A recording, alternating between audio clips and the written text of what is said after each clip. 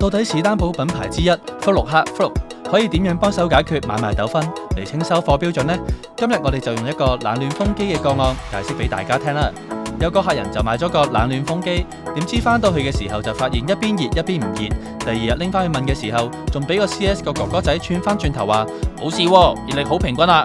雙方各執一詞，最後佢就揾咗我哋求助，到底事實係點嘅呢？於是乎我哋就用 Frog 熱成像儀睇下發生咩事先。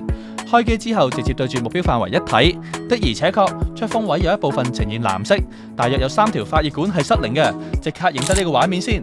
跟住我哋睇下呢個情況係會點樣影響到用家嘅體驗。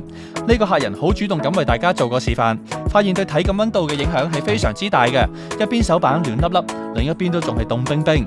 結果好明顯，天氣凍起上嚟真係唔知點算好啊！最後客人再一次據理力爭，終於得到理想嘅結果。呢種情況喺做工程嘅時候都成日見到，呢個係上一手做㗎，嗰個唔關我事啊，嚟到已經係咁㗎啦喎。